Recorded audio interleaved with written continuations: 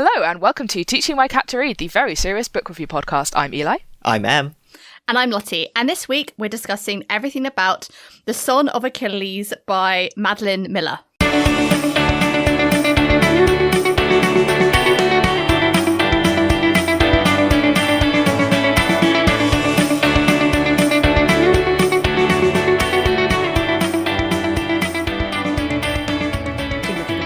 Jingle. I'm not actually Em. It's Ro. Hi. I was going to say, Em, you sound different. You sound different this time. A little What's bit. happened? Em's got a cold. and their voices changed drastically. Suddenly from 100 miles further north, yeah. You've got the cold, it's northernized you.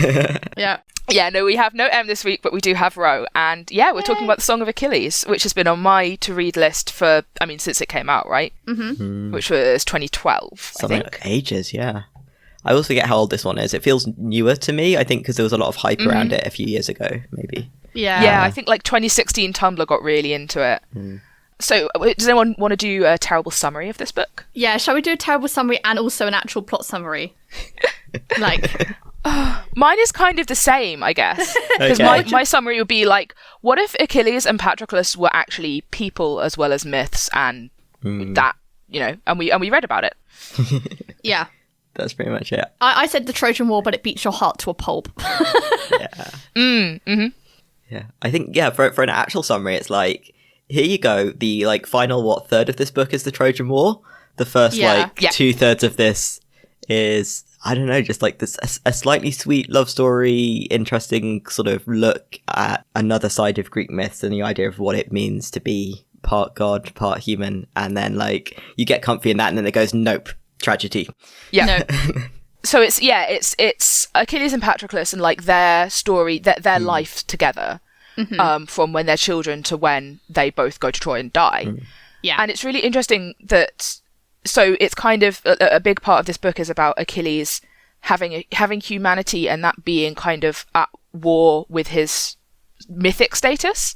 And it's I think Patroclus is kind of like the embodiment of that almost, because when Patroclus dies, Achilles completely becomes the raging killer, mythical warrior. Patroclus is both the witness to and embodiment of Achilles' humanity. Yeah. It's a big theme, I think, in this book. I don't know if I agree with that last bit though, because I see because at the end I see it's Achilles. He's a killing machine, but it's also kind of out of grief and it's out of wanting to embrace his mortality. Well, yeah, he wants to die. Yeah, I think he's still torn between the two bits even at the end, I think. I guess for those who haven't, read the Greek myths, know much about them. Because to be honest, I didn't. I knew the Iliad was a thing, I knew the Odyssey was a thing, and I knew the Trojan War was a thing. I watched the Troy film 2004. Hell yes, the primary source, Troy 2004 with Brad Pitt, which is why I pronounce Patroclus that way, even though I think it's wrong, because the film does, and that's where I learned it's Patroclus in the audiobook. I also listen to the audiobook, so I will also be on Team Patroclus. That is correct, I think. Yeah, and so I guess to give a brief, I say plot summary because we have kind of done that, and also there are obviously going to be spoilers because it's based off Greek myths, so if you Google Patroclus, spoilers for the 2,000-year-old it's kind of not really spoilers. I feel it's kind of so the book is narrated by Patroclus. He is the son of King Menoetius. There we go. He is unimportant to the plot, and he's unimportant to the plot. He's basically a bit he's a dickhead, but he's a dickhead. And at the start of the book he's presented as a potential suitor to Helen, who everyone probably knows, Helen of Troy, goes wanders off. And so Patroclus has to take this blood oath in defense of her marriage to Menelaus. And then Patroclus accidentally kills a kid of one of his father's nobles, so his father sends him away, and he gets exiled to Phthia, where he meets Achilles. Yay! And Achilles is the son of King Pelotus and a sea nymph, Thetis. So I think one of the themes in this book is Patroclus's relationship to Thetis and also Achilles' relationship with Thetis. So they become close friends and they get feelings for each other and they develop a relationship, and at some point they go to train under Chiron, who's a centaur, for medicine and healing for 2 years. Who's the only unambiguously good character in this book, I think, apart from Briseis. Yeah, he's basically the non-dick of a book. And in the background of this is kind of the start of... We do need to talk about Briseis. But anyway, sorry. Yeah. it's start of the Trojan War, where basically Paris has kidnapped Menelaus' wife Helen, and so Menelaus is like, I'm going to get these people who signed this blood pact ages ago that we need to go and get Helen back. So, as probably everybody knows, you've got Agamemnon, you've got I can't think of loads and loads of Greek kings. Oh god, too many names. You've got Odysseus, you've got both of the Ajaxes, you've got Diomedes, you've got all of these, like, problematic fave Odysseus. Yeah. You've kind of got all these people who you might have known from like pop culture or from the 2004 film Troy. And so I guess like a good third of the book, or maybe a bit more. So there's the first part of where they're growing up together. The second part where the Trojan War, and that war goes on for 10 years. So like that is kind of their experiences through that length of time. It talks about what happens when they do raiding parties. The Greeks do raiding parties against the Trojans, and they, obviously like kill the men, take the women, and then distribute the quote war prize. And women have a bad time in this book. It's not a fun time. The thing about Briseis is she's never, like, okay, spoiler alert, we're going to talk about like sexual violence, right? Yes. The thing about Briseis is I think she is one of the only women in this book who is never raped, including like the sea nymph, who is a literal goddess. Yeah. I guess arguably Deidamia rapes, but is not raped. That's not in the Iliad, actually. That whole episode is not in the Iliad. But like it, because I think most modern interpretations basically state that it was probably not consensual that Helen went with Paris because of the whole like it was divinely ordained that he should be able to like kidnap her. So she had no say in the matter. So even the most beautiful woman in the world doesn't get away without being assaulted. Oh, and we can talk about this later, but it's one of those points where if you were thinking of reading this book, definitely go and like check it. Like, I think reading the plot before you read the book will not stop you enjoying the book, but it might just flag, topics you might not be. It's written with the assumption, I think, that because this is the thing, I think like Lottie, I'd not even watched the film Troy, masterpiece though it is. So I kind of was like, okay, I know that they take the city, I know that there's a big horse at some point, I know that, that, the Odyssey, I knew sort of the vague plot of that, and I knew that Achilles gets hit in the ankle with an arrow and was like dipped in a river. Well. Okay, we've got to talk about that. Yeah. But even then, when you get to the point where Patroclus dons the armor, I'm like, oh, I did know this. Somewhere in the back, like I've read this story before, so I think it's that kind of thing where you have an memory idea of it. Like, and I think, I definitely think you're expected to read the book knowing what happens at the end of, like, which is probably the thing that I think it does happen in the Troy film, where Patroclus dons Achilles' armor because Achilles doesn't want to fight. Yeah, that's a really key bit of the narrative. Yeah. And then Patroclus wins and then tries to take Troy and then subsequently gets killed. Well, you say he wins. He kills a son of Zeus. He kills son of Zeus, which is a win. Which is really, really impressive, and also is not in the masterpiece film 2004 Troy. They just cut Sarpedon, which is, whatever. They made Patroclus look much wimpier and less cool than he was, and I'm sad about it. In this version, he's also wimpier. In this version, there's like a very weird turn when he dons the armor, and you're like, how much is this him being like vaguely possessed by something else? And then he goes like battle crazy, and you're like, yeah, it's him fulfilling prophecy. Yeah. Because there's the whole prophecy of like the best of the Myrmidons will die before Achilles does, and it's Patroclus. Yeah. And again, Priscilla like she says the fated lines of like, you're the best of the Myrmidons, and your heart goes, no. Yeah, it's like, I wish he hadn't said that. Even though from when I read that prophecy, exactly, yeah. Like, so there's a prophecy that says something like, oh, the best of the Myrmidons will die like soon, and Achilles just assumes it's him, and then somebody else says, no, you will be alive when this happens. Like, this is part of the prophecy, is you will be alive when the best of the Myrmidons die, and Achilles just like, I wonder who that could possibly be. Like, who's the best fighter outside of me? And it's not about fighting. It's not about fighting. It's not about fighting. It's about like, who's the best person? Yeah, who's the kindest? And like, he's a healer. Like, he goes to anyway. And as soon as I heard that prophecy, which I think is canonical, actually, I think that's what I say, canonical. I think it's in the Iliad. I was just like, oh, I know who that's referring to, and my heart broke into two even more. Even though I knew it was coming.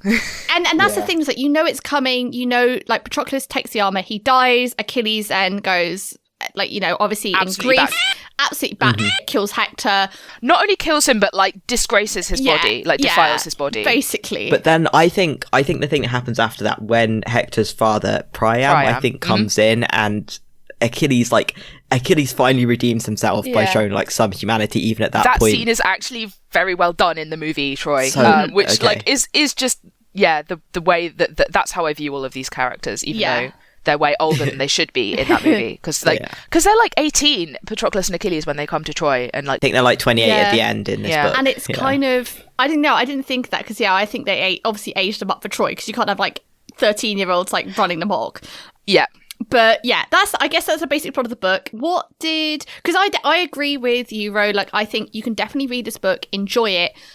I did have no idea what I was really getting into with this book, and I loved it. I couldn't put it down. Like, I picked it up and then put it down when I was finished with it. Like, that was it. that was definitely my experience reading it the first time. The second time, I think it's like you see the flaws. Like, it pulls you through so quickly the first time. The second read through, like, I think the language is a little bit I don't want to say flowery because that's a bit of a cliche, but sometimes it's a little bit indulgent. Oh, so are you talking about things like when she writes things like the Diamond Bright Sea or whatever?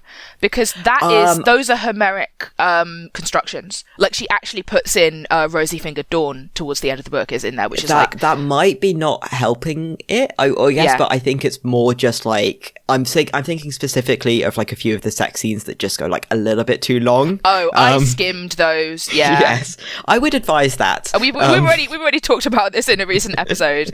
When it comes to like sex scenes in things that we read and watch, and it just doesn't float my boat mostly. And the nice thing about the sex scenes in this is that there's very little plot that happens in them. They are just there as like an emotional moment between Achilles and Patroclus. So because this thing I do like, there's a lot of moments of kind of quiet humanity, and I think for Achilles, most of those come in like the sex scenes or the kind of just in bed scenes, which I would like to see that a little bit more outside of sex scenes, I think. But you and you do in the first half of the book, and maybe that's more of a choice of like they're younger, before he has to take on the mantle of properly becoming basically this war machine and that role and that thing. So you do get that a bit earlier I do agree with you though with the language. Like, it feels flowery is not the right word. It's incredibly descriptive, not in the sense of like I guess Lord of the Rings-esque descriptive, or like Wheel of Time. That's probably my other reference, saying describing every single thread on a tapestry descriptive.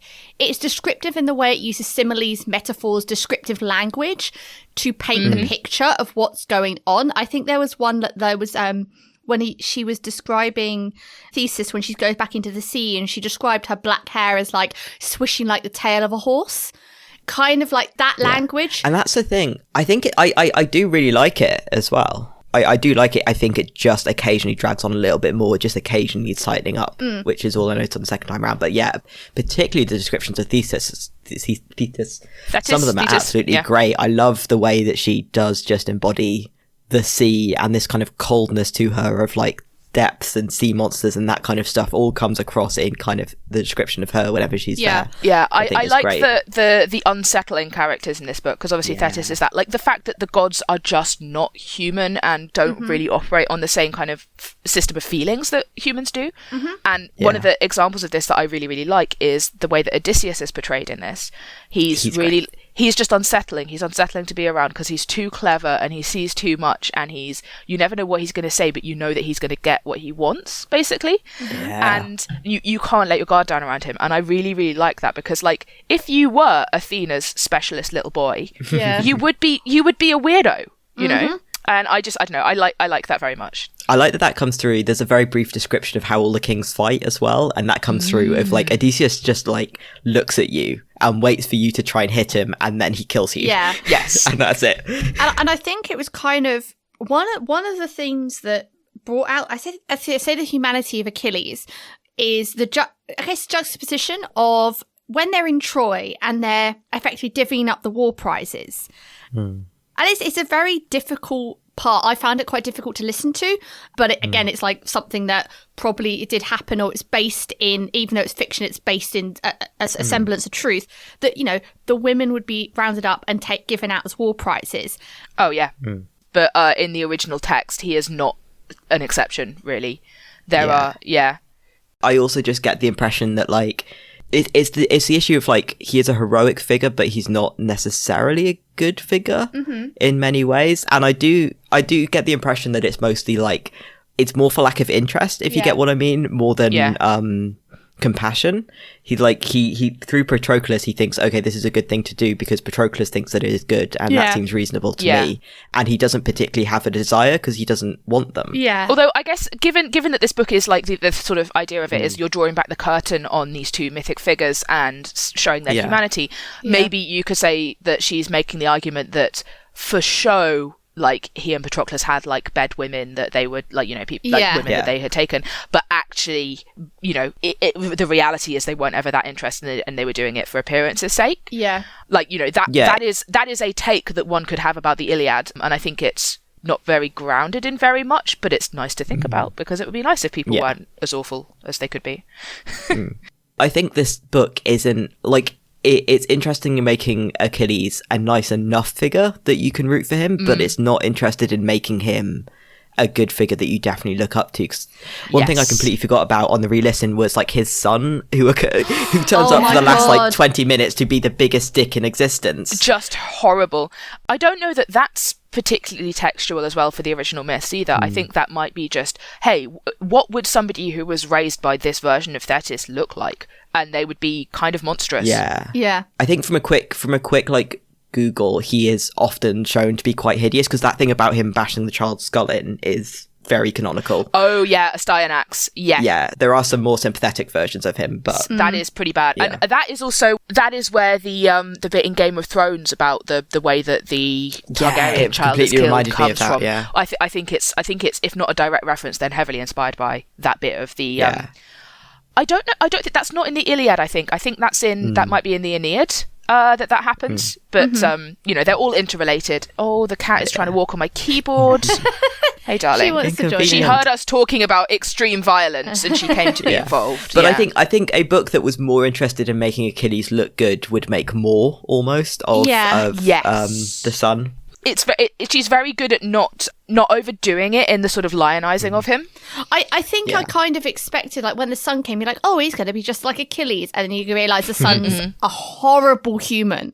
He's like the dark shadow of what Achilles would be. He's 13 and he's horrible. That is what made it very uncomfortable listening. Is like, effectively, this 13-year-old is, which one's my war prize? I'm going to take that lady. And I'm like, that creepy, excuse my French, but like I did skim quite a lot of the end. It's very well written. It's very it makes you uncomfortable because it is uncomfortable. It is horrible. And the way that sort of turned on Thetis when she's talking to Patroclus, because spoilers, Patroclus hangs around and talks to Thetis.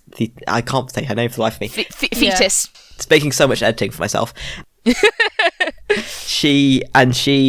She talks about how the son dies, and he dies having taken and raped someone else's wife, Hector's wife, and the fact that that's exactly like that's what happens. Like this book starts with her rape, basically, in Achilles' birth, and the fact that the son that she raises turns into the thing that she hated most, like almost, is just her character is so complicated, and I love her, and it's great, and I love that because she is the one that carves Patroclus's name onto the tomb, so that they can rest at the end, which is just well, the whole thing is after Patroclus dies, Achilles is like, okay, when I die, you mix our ashes together and you bury us together. And then the little turns up. And the son turns up and is like, lol, my father wasn't gay, what are you talking about?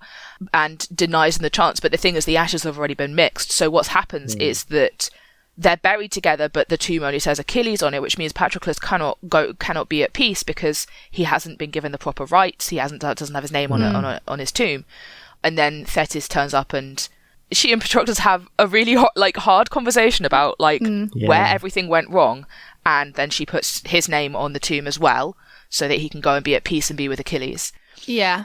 It was a very sweet I say sweet ending. It was kind of bittersweet. It was bittersweet, and it was nice that they had that discussion, because up to this point, like, Patroclus had met Thetis a number of times, and everyone was, I don't want to say everyone, like, Achilles was a bit worried about him meeting his mother, because his mother's a sea nymph. She is, descended from gods, and doesn't want Patroclus sullying Achilles with his mortal love. And she doesn't want she doesn't want them to be together because she doesn't want he wants him to be a god rather than go to his god side rather than the mortal side.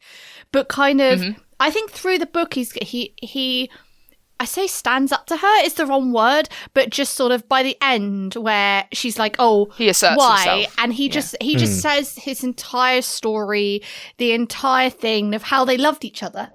It was kind of a very bittersweet ending, but it was a nice round off of both of those characters' plots. It felt like a nice closing point of that they had that closure that Patroclus could say, actually, no, look, your son loved me. We were in love. We were in a happy relationship. And because you're so blinded by the fact that you wanted him to be a god rather than him to succumb to his mortal side and his mortal needs of love, etc., that you're a mum. TM. And we've been a bit harsh on Achilles the whole time, but you do definitely get the impression that he's stood up for Patroclus the whole way through from the beginning. That he's been, I think his phrase is we disagree on this at one point, where his mum is just I don't think he's worthy of you, and it's stated that that's almost a conversation they've had 100 times, and he's we disagree on this and I will never give in. We're just gonna have to live with our disagreement. I mean, Achilles has a really sort of an alternate title for this book is Achilles has a rough go of things, because imagine being told when you are 16 or something that either you will die young and your fame will live forever, or you could have a really happy life and nobody will remember you. Well, not even that. He doesn't even get the option of a happy life. He gets the option of a miserable life. Yeah.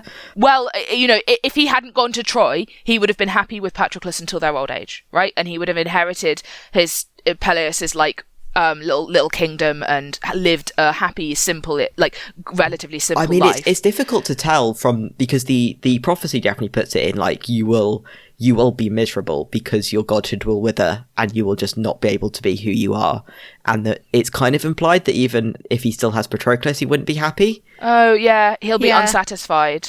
It would kind of be nice to imagine, even if he wasn't godly, if he just still had Patroclus, it would all be fine, but it's kind of... Actually, that isn't necessarily true. He would always wonder, what if? Yeah.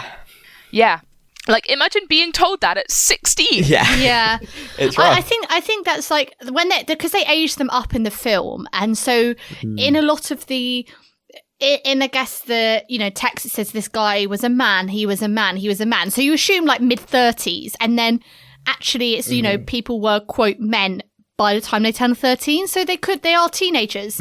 And they're teenagers who have no idea what's going on with the world, but they're given all this responsibility because it's well, you're a prince, so have fun with that big decision. And they're what? Yep. It definitely is I think if you start reading the book or start listening to the book, I listened to it on audiobook, and you're not vibing with it, having read the plot and know the topics that are coming up with it, it's the topics don't go away, but no. I found this a lot easier. I don't know why I found this a lot easier to listen to than I did Uprooted. Interesting. It's not I haven't read Uprooted, so I'm not going to be able to compare the two. But yeah, I would describe it as not gratuitous. I think in the descriptions, the descriptions are somehow detailed in disturbing ways, but you know that the intent behind it is to show the brutality. Yes. It's definitely never sexualized, I guess is more the way of saying it, which is an awful thing to have to say, but it's it's common that it is. It's presented for what it is, which it is brutal. Yeah. It doesn't shy away from the fact it doesn't happen, but it's not explicitly written into the text. So it's, I say heavily implied is also not, it's kind of blatantly obvious what's going on, but it's not here is a scene of a horror thing.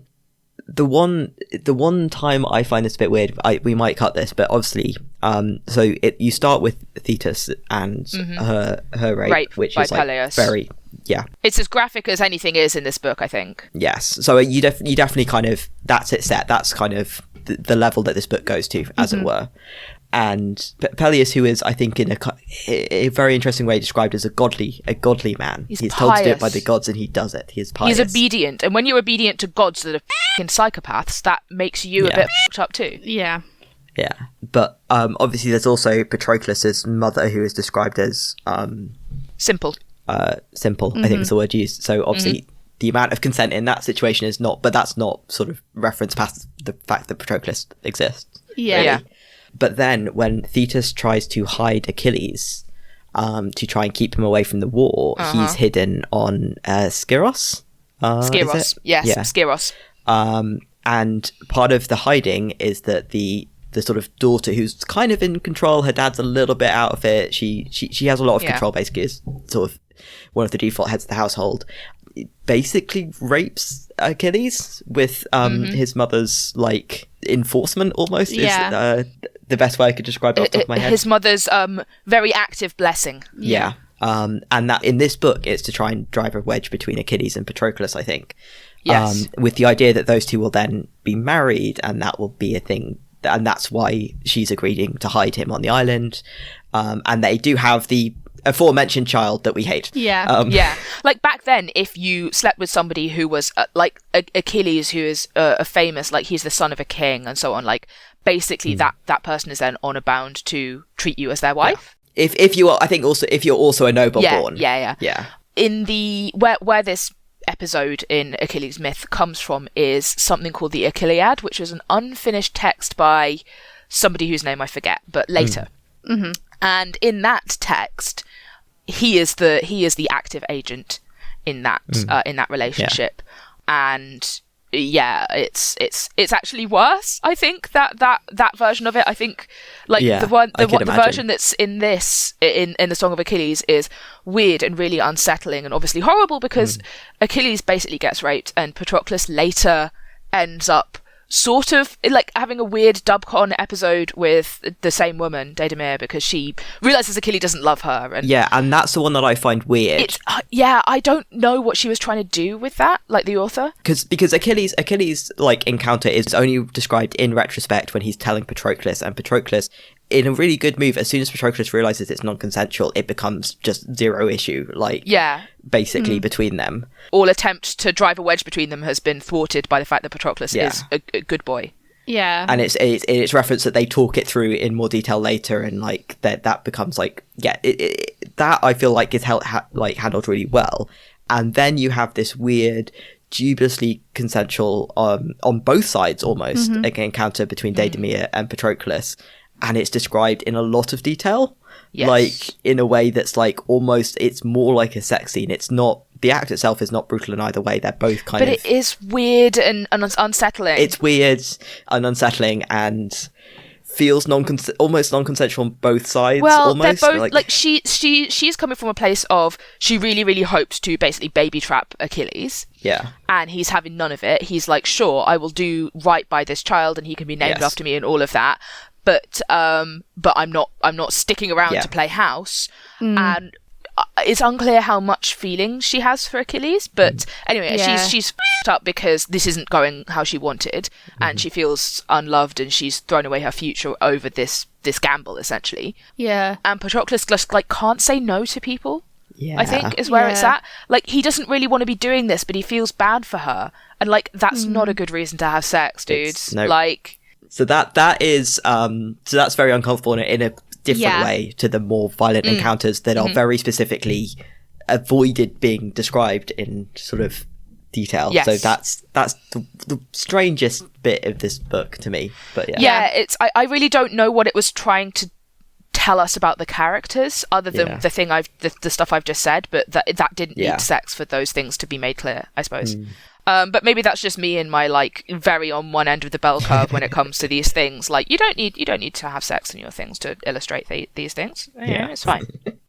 I don't know. But then Pyrrhus turns up right at the end and he's horrific, and he's 13 years old and he's already being like, let me rape people left, right, and center and like murder. It's horrible. He is described as being like physically like older than he is like actually. Yes, well I think being raised because he's embraced his godhood more, so he basically kind of ages to an ideal age and kind of stays there, maybe. Yes, I think that's the idea. But still, he is still 13. He does die quite young, I think, in the original legends. Yeah, I think he does die. Like you said, I think because he tries to have somebody's wife and that person kills them. I can't remember who it is. No. It's well, okay. He definitely at least claims Hector's wife as a war prize, and Hector is dead at this point and cannot defend her. Mm-hmm. It's Menelaus' son in this book, I think. He claims his wife later on. Oh, sure. I think. Yep. I finished my read like an hour ago, so I'm probably right, but I could be wrong. Lots of names. Yeah. Mm-hmm. But yes, okay. But we should talk about Bad with Names. Great lady Briseis? who gets to... Yes, Briseis. She is the first woman that Patroclus goes, wait a minute, we're claiming women as war prizes now. Achilles, step in. We should open a women's shelter. Yes. Yeah. And they do kind of collect a lot over the... Like, she's the main one, basically. They take in others, but she kind of looks after them, so they interact less directly with Achilles and Patroclus. Mm-hmm. And, yeah, she kind of falls in love with Patroclus, who kind of does I just can't do this sort of thing.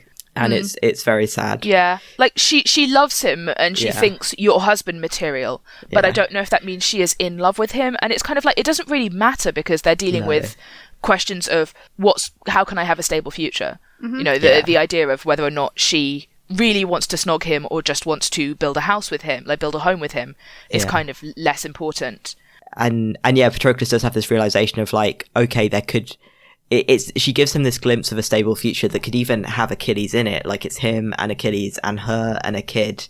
And he just realizes that can't have Achilles in it, because Achilles is fated to die, and therefore Patroclus has no future either. Mm. Yeah, there's this sort of like, they almost have a sort of a suicide pact, basically, the two of them, where they both are very aware that if the other dies, they will not be long for this world either. Yeah.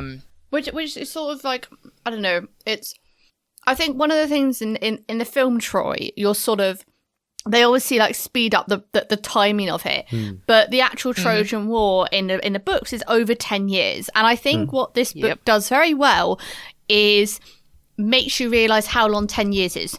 Well, because, for example, Briseis goes from, like, having been this captive farm girl to being pretty fluent in Greek and being a player in her own right. Like, she has power in her own right. And it's, like, described that, like, you know, there's kids that are being born from the women that they've taken who are now, you know, 10 in the time this war has taken. And I just felt like in the movie Troy, obviously they have to speed everything up for, you know, the film. But it kind of, it's one of the things that I don't think really sunk into my brain, that the Trojan War in the myth or in the story is over 10 years long. You know, they turn up on a beach, they put a horse in Troy, they win, whoopee-doo. Boom, done. Happy days. And Odysseus still has a very long journey home. And Odysseus has to go home, and he has to go past them, like the siren ladies and the Cyclops and the sheep situation. Like, the Odyssey is another 10 years. Like, dude's been away for 20 years. And he only told his wife he was going out for milk, so... it's kind of like, oh my god, and then you get home and your wife's, like, still being pious to you, and you're like, seriously, 20 years, like... I did like the framing of that in this book as Achilles stealing time from the fates at the cost of everyone else, and that kind of selfishness, and how that is just the same thinking that leads him to withdrawing from fighting and being like, well, they can all die because my honor is at stake. And just that, it's not really a fatal flaw, but that is his, and it's hard for me to tell, because it's in pursuit of the godhood and the glory, but it also feels incredibly petty and human. Yes. It's about pride and honor, like in the very same way that Agamemnon is absolutely awful and petty, and it's Achilles is showing all the same kind of weakness, but also the gods in this are not good people and care for pride, and it's like, that's the thing, is that they're reflecting the fact that all of those qualities are very heavily present in their gods. So, you know, they're sort of made in the image of the gods that favour them. But yeah, what I did want to say is after, oh god, there's so much this book where they're aware that Achilles is going to die, and they're aware they're running out of time at some point, and then at somewhere in those 10 years of war they get comfortable, and then the moment where Patroclus is donning the armour, and there's like a moment where they just don't say the extra thing because they'll have extra time, and you're sitting there like, no, you do not. Like, even anyone who like doesn't know what's happening, the lightest knowledge of what's about to happen, you read this and you're like, no, Yeah. Well, it's a really well done, like, she does the tragedy of this very, very well. Yes. Like, the dramatic irony of what's going to happen and they don't make the right choice because they don't know, which I think myths lend themselves really, really well to. And then also, like, things like modern myths like Hamlet, right, which is sort of essentially passed into that kind of status now, where, like, often, like, it's well known enough that, you can see what's coming before the characters do. Yeah. Yeah, we've all watched The Lion King, so everyone knows the plot of Hamlet. The fact that Briseis is there, like, that there's one person who gets to yell at Achilles after Patroclus dies, that's very cathartic for me. Yeah, and goes, "This is your fault." Yeah. Yes. And you know what, as well, she's right. I think Pyrrhus is coming, like, after Achilles dies. Pyrrhus is just like, I guess I inherit you now, right? You're going to be my bed slave now. And she's just like, hell no, and runs into the sea. And, like, she dies. She attempts to kill Pyrrhus first. That's important. She doesn't manage it, but she attempts to stab that bastard in the neck. Yeah, exactly. Good for her. And she's like, you know what? No, I would rather die. And then she does. So, like, she is I think the one woman who never, we, for all the time that we see her, we know that she hasn't been raped. And that's, like, it's part of Patroclus goes to Agamemnon being like, you better not rape her, because what was the reasoning? It was because it was Achilles' war prize, so if he tried to take her, then it would be sullying Achilles' name, and then Achilles can basically go and kill Agamemnon, because it's a Batman gambit. So in Achilles' like lowest point, he comes, like, there's a plague that's happened because Agamemnon did a bad thing, and Achilles is like, you should, there's a different girl that he kidnaps because he's awful daughter of a priest of Apollo, and he kills her, and they get conflated in the movie Troy. Briseis and Chryseis basically become the same character, but they are separate. But Achilles stands up to him. But in doing so, Agamemnon basically casts him out and says, well, if you're not going to fight for us, you're not in the army. I claim all your prizes in keeping is the key thing. Yeah. Until you fight for us again. I'm holding them in escrow. And Achilles, in possibly the worst thing he does in this entire book, is like, I know he's going to rape Briseis as one of my war prizes, and that, because that's not keeping her, that's defiling her, it's defiling his honor, and therefore he'll have a reason to kill Agamemnon. Yeah, that'll give him the carte blanche to go. Which is great. He should die. That would kind of be good. But and Patroclus figures this out, is absolutely horrified, goes to Agamemnon and says, you better not rape her, because otherwise Achilles will come and kill you. And Agamemnon's like, cheers, thanks for the heads up. And so Patroclus basically, like, completely changes the course of that whole maneuver. Yeah. And completely betrays Achilles' trust in that moment. But he's right. But he's right to do it, Patroclus is, like, kind of, I say the voice of reason is the wrong word, but, like, because he gets exiled because he kills this boy. And so as a result, throughout the whole book, like, he does no harm to others, or tries to the best of his ability. Like, he doesn't like fighting, he doesn't like hurting people. He's a very kind soul. And juxtaposing that with Achilles' sort of prophesized war, a war hero. He will be, do great things and win great battles and blah, blah, blah. And I don't know, I felt like Patroclus was kind of his, I say conscience is the wrong word, but sort of like guide of, like, putting him back from just going straight in with the aggression and more. He's kind of the embodiment of his humanity, I think. Yeah, he is the embodiment of his human side. I don't even know, though, because I don't know. Well, he brings it out in him. But the other the other kings are also human. They're also, some of them are variously God-touched, but they're also human, and they have the same faults, if you get what I mean. Like, the faults are also human. That's true. That's fair. I guess it's, when I say he's humanity, I'm thinking about, like, it's not that Achilles doesn't care, it's that he's detached, right? Yes. Yeah, he's got that separation because his mother is like saying, this is what's going to happen to you, this is what the fates have said about you, in particular, as a 16-year-old. Yeah. And all the other kings, I don't know, they're kind of, they're definitely, like, sort of human, because there's a scale of their violence. Each one has their own fighting style, but each one has their sort of own. Odysseus, so kind of, I say, felt very, like, stoic, very sort of like I say father figure's the wrong word. Again, I keep saying the wrong word, but like he's kind of this person who's sort of everyone looks up to. But nobody trusts him. Agamemnon is just an arsehole, biggest arsehole. And then you've got the two Ajaxes who... There are two? Yeah, there's Ajax, the big one, and Ajax, the not so big one, I think. I don't know how they're... I don't know if it's like sons. I think they just both happen to be called Ajax, because big Ajax has a brother called Teucer. So unhelpful. Ajax squared. And it kind of... I don't know. It felt very human because each of them were, I don't know, they had their own armies coming in, they had their own reasons for, they all had the same there's reasons. A lot of interpersonal drama and politics on top of the war and the god which stuff. Which I think Troy actually does. Yeah, which I think was quite interesting. I like that. Troy portrays that. Yeah. Thinking of things portrayed in Troy, I actually really like... So we talked about how Achilles dies and if he gets shot in the ankle or whatever.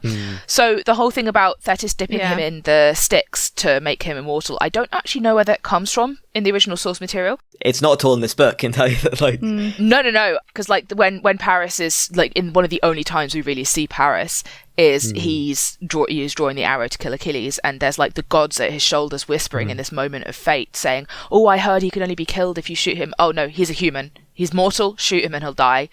Well, it's Paris. Paris is like, oh my god, I heard he's basically immortal. And, and Apollo says, no, he's human. And the way that they play it in Troy, right, is in Troy, the gods basically aren't real, and it's not clear if Achilles' mother is actually a sea nymph or just a slightly batty old woman. I think so. You don't have none of the like prophecies and whatever like necessarily in universe considered to be as true as they are in the actual myths. Anyway, but the way that they handle it in that movie is Paris shoots him through the ankle, like through the heel. Yeah. And this stuns him because, like, if you think about it, if he's never felt that kind of pain before, right? He's never had wounds or whatever. Yeah. Actually, I there is something in the text that I want to bring up later about that. But it stuns him, and then Paris just like porcupine fills him with arrows, and then he dies. Full on Boromir. But in the text, actually, in the Iliad, earlier on in the war, Achilles does get a wound on his arm, so he's not actually in the text of the Iliad. He's not invulnerable. It might be that he can't be killed, but he's not like got impenetrable skill or anything. Wikipedia, I mean, the most reliable source that we can all cite. Hey, it's not bad. It says that the death of Achilles in the Iliad said he was killed by an arrow, but then the later Achilliad, written later, which is also where we get the episode from Skyros. That's talking about how he was invulnerable in his body except for one heel. So it was it's also a Norse myth, isn't it? There's a Norse god that was only vulnerable in the ankle. Oh, Balder. Yeah, Balder, and it's that he was there was some like loophole through which he could be killed, and Loki did it for shits and giggles, and everyone was really mad because everybody loved Balder. Oh, it's like an arrow of a certain type of tree or something, I think. It's like made of mistletoe or something. Yeah. But I think very specific weaknesses are a thing that sort of occur in myths very easily. Yeah, particularly Norse myths. There's a whole thing like, oh, you won't be killed inside or outside by a man or a beast, and it's like, oh, you've got to be killed on the threshold by somebody, like, and you won't be killed like while you're on your way to church or something. Like, myths love loopholes and specific wording. And I don't know. I thought this book again. I quite enjoyed how, like, when you go on Wikipedia and you read it, you go, oh, actually, there's quite a lot of stuff that was in the Iliad, in those that you can come away from it saying, okay, I've probably got a better understanding of what is in the Iliad, having not read the Iliad. I think it does a good balancing act of kind of almost on modern sensibilities. Like, it still feels like an old and alien culture. The rules that the culture is bound by still feel distinct, but the characters behave closely enough to our kind of morals and sort of humanness that it still seems reasonable. Yeah, what was the book that wasn't that? Oh, it was Castle of Otranto, where every single character in that book is absolutely insane and incomprehensible. Which is not the case here, even though the society is different. I guess if we want to do our fun bits on this book, I want to do the first bit, which is we have one question in notes. Which bit made you cry? And then we'll go into the fun bits. The end. The end. Honestly, actually, to be honest, like, I kind of, when Patroclus puts on the armor and you knew what was going to happen, that was like, oh God. And then, like, the end when Thetis, like, when he realizes she's scratched his name onto the tomb, that was like, oh, that's sad. Yeah, the bit with Patroclus and Thetis right at the end. Yeah, my bit is when Chiron sends him the spear, and you realise that he knows he's sending another boy off to die. That got me. He is. I'm not going to say he's underused in this book because he very rarely shows up in a lot of like tellings of this stuff anyway. But he's a very tragic character. And there is like a very specific bit of this book that is just like the little pool of happiness that is like that section. The little like interludes where from when they're about like 13 to when they're 18, they just are happy and learning to play music, and that's where they like fall in love, and and it's just chill.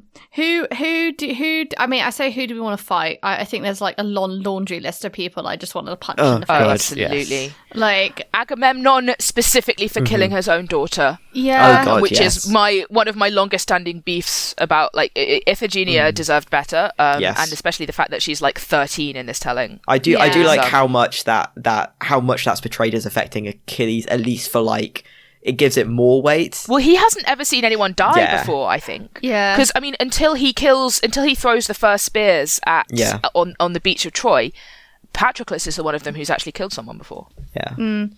So I think, I mean, it's still underutilizing her. It's still kind of not all that she's worth to just have her be a sort of almost fridge for Achilles' sake, but it still kind of gives the death as much weight as it can in the narrative, I think. Like from this kind of Patroclus Achilles standpoint, which is I think where a lot of the women get hard done to in this book, of it being so focused on them. You see their effect on the men, but which is an emergent thing of like that being who the book is about. Like a lot of the gods I would also want to fight just because like somebody should, but then I'd also get like turbo killed, sent to super hell immediately. So I mean, to be honest, like I think let's be honest, when you look through all of the what is it? It's like Hades is like he's the god of the dead, not the god of death, and he's just chilling there with his dogs and his wife, going, this is chill. Yeah, no, there's a separate god of death called Thanatos. And he's the one you don't want coming knocking on your door. Yeah, exactly. But no, I think Agamemnon, Pyrrhus are the two big ones, really. I think everyone else is at least like, there's something redeeming about most other people in this book. I think they're the two that are just absolute arseholes. Yes. Who would you give if you had one mention of the F word in this in the Iliad? Let's just like throw it in. If you could go back to Homer and be like, can you just chuck in one mention of the F word? Oh, Homer. I mean, let Iphigenia say fuck, honestly. Briseis, maybe. Oh, yeah, Briseis, I would say. Yeah. Briseis, I think Briseis. Yeah, I think that's a good shout. Yep.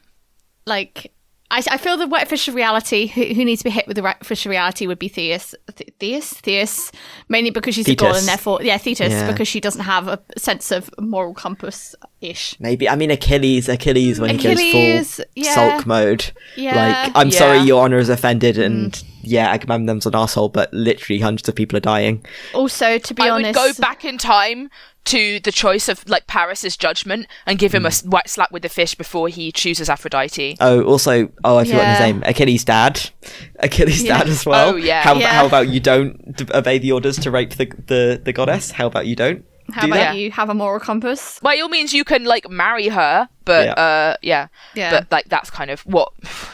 Just no. Marriage and producing an heir were kind of almost synonymous. Yeah. Sort of like it wasn't really a marriage if she didn't give you a son. What do you think, our darling? Is she still with you, Eli? Our darling dear goth She is. She was. So there was a bit earlier in the episode where I was a little bit distracted because I was repeatedly hoisting her off my lap and trying to avoid her clawing me to the absolute. You've been violent, haven't you, darling? She's looking at me like butter wouldn't melt in her mouth. So do we think she'd enjoy this book? Is this because of... it's got a lot of war in it. I think there's a lot of violence, and there's a lot of violence in a very like, I am built for violence and therefore I can do it way, which I think is like slightly cat-like. Of like, yes, I am built to claw, and Achilles, I am built to send spears through people. There's subterfuge. Yes. I want to say she'd give this like a 6 out of 10. Okay. I think it's not. It's nowhere near like as good for the cat as something like Temeraire was. You know? Oh no. I think Temeraire is Violence like peak. bumps it up. Yeah. But I think she is starting at a 0, so like as in her default rating is 0 rather than in the middle. So maybe a bit higher. There's also like periods of lounging in warm spots that I remember. Oh, from, that is like... a very good point. And like lounging around in the sun. Yeah. Okay, I'll bump it up to like maybe a 7. Yeah. Yeah. I think it's What do you 7. think, baby? 7? She's not biting me, so I think that's a yes.